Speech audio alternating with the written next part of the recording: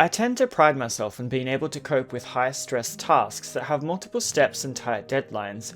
However, when it comes to cooking, I must say that I wouldn't be the first person you should rely on to create a culinary masterpiece. I just don't have the patience for the arduous processes that are required to create the visual wonders and explosive tastes that chefs trained in the art are able to accomplish.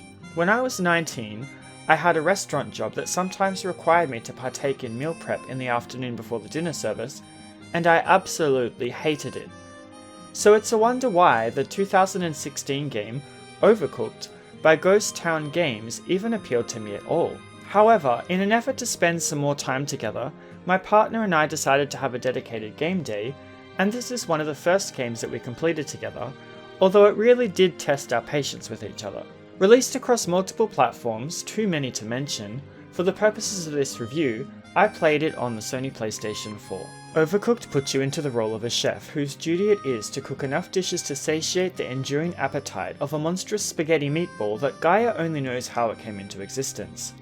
Before the destruction of the world at the noodles of this gigantic being, the Onion King sends you back in time to brush up your culinary skills in order to tackle the meatball monstrosity with the full repertoire of recipes. After a little exposition and some narrative encouragement, Overcooked places you into a chaotic kitchen in solo play or as a group of up to 4 chefs in cooperative play.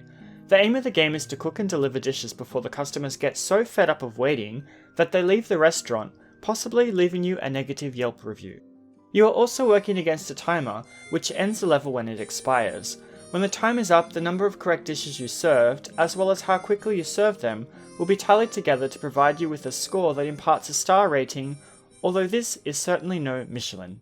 Unlike other party-based games that assist you with power-ups and upgrades throughout the course of the game, Overcooked forces you to rely solely on your ability to cut, cook, and plate ingredients, as well as that embarrassing busboy experience that you never really tell anyone about because it often left you in tears. If you cannot complete a level to the satisfaction of meeting the requirements of a star, you must do it again. However, you can move on to the next level if you can manage to attain at least 1 star, which makes the game a little less forgiving. If you are competitive like me, however, you're probably going to want to 3-star every level, and constantly stop and restart a level every time a mistake is made by either yourself or the other player. There are 6 different periods in time, each with their own structure of levels which are accessed from your trusty vehicle or connected by a Settlers of Catan type map. I liked that each of the eras had a theme. For example, one of them was space, and the layout of the kitchen mirrored that of the biome that it was being played in. Where earlier I mentioned that there are no upgrades, this is not the case for detrimental effects, which come in the form of anything you can possibly think of to prevent you from completing your task, such as a rat-infested kitchen where the rats will take anything you leave unattended, to a snowy tundra stage replete with broken off sheets of ice flowing down a river that's too cold to take a dip in. If you happen to run into an environmental hazard, you'll be out of commission for 5 seconds, which can be all the time it takes for one of your unattended pots or pans to catch fire, alighting the entire kitchen. You can put out a fire by using an extinguisher, and still use the kitchen right as rain.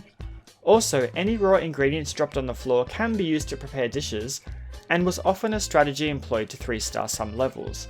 I guess as long as you're bringing tourists to the area, the Food Health and Safety Inspection Committee doesn't much mind if you end up giving someone food poisoning, or even death. As you progress through the levels, you will gain more recipes, usually thematic in nature around the area that you are in. Where you start with some simple soups, this will later progress to things such as fish and chips, or the more complex to assemble burgers that require you first to cut the meat, then fry it before you can even put it onto a burger bun. Be careful to ensure that you make the order as specified, as delivering an order that doesn't meet a specification will not gain you any points and basically is a waste of time. In addition to the base game, there are also 2 DLCs, The Last Morsel and The Festive Seasoning. The former is a set of 6 levels that use existing recipes, pitting you against kitchens that are not for the faint of heart. If you haven't mastered the base game, then I highly recommend that you do so before even attempting this DLC.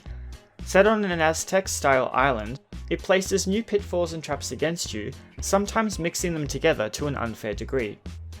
The Festive Seasoning, however, gives you some new holiday-themed recipes such as a stew or a turkey, whilst being a little more forgiving in the design of the kitchens.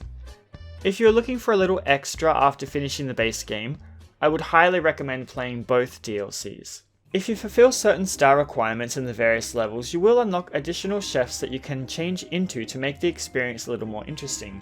The lineup isn't limited to just human-based characters either, with a cardboard box and a raccoon in a wheelchair as examples of some of the additional types of characters that you can experience. Do note though that the chefs are entirely aesthetic in nature and don't bring any advantages or disadvantages to the kitchen. I enjoyed the variety though, and feel that there is definitely a character there for everyone. Additionally, there is also a versus mode which places 4 chefs into a kitchen to duke it out and get the highest score. This can be played 2-player where you switch between the 2 characters on your own team, or a 4-player free-for-all. In 2-player mode, if you set one character to cut something, or wash the dishes for example, you can switch to the other to prepare other ingredients or deliver finished dishes. I didn't delve too far into this mode as I preferred the cooperative play mode, but I do think that it's nice that it was included. One thing that I should mention is that there doesn't seem to be an online mode. If you want to play with your friends, then they must be in the same room as you on the same system. I'm not sure if this is a restriction to the Sony PlayStation 4 version, or if this persists across all versions, but I feel it is something that I must mention so that you're not misled into purchasing the game, and then not having anyone to play with because you live in the Himalayas. I enjoyed the way that the game was presented, from the dorky faces on your characters to the various level designs that all have an interesting gimmick that you must navigate around in order to succeed and not have to call upon Gordon Ramsay to get you out of the black. The game is presented in basic 3D, but the models look almost clay-like in shape, with the UI being unintrusive and easy to read.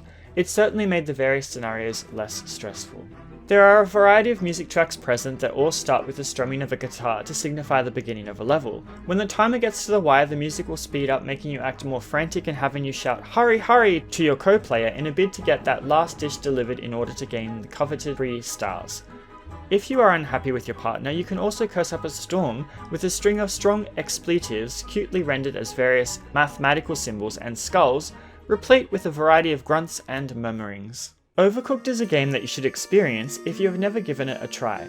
Its unique premise of turning what is already a stressful kitchen situation into one that's even more so with higher stakes is an opportunity that shouldn't be passed up on, even if it dissuades you from trying out the career path of a chef in the future. With its fun cooperative play that will test the limits of your ability to communicate with those you play with, when you are able to accomplish the best ratings on all levels, it's such a wonderful feeling. Whilst there is no online cooperative play available, I still feel that this game is worth giving a go if you have friends. By the way, what are some of your favourite couch co-op games? Let me know in the comments. This has been Venoir with a review of Overcooked for the Sony PlayStation 4. If you enjoyed this video, please like and subscribe for more great cooperative game content. As always, thanks for watching, and I hope to see you all again next time. Take care of yourselves, and bye bye for now.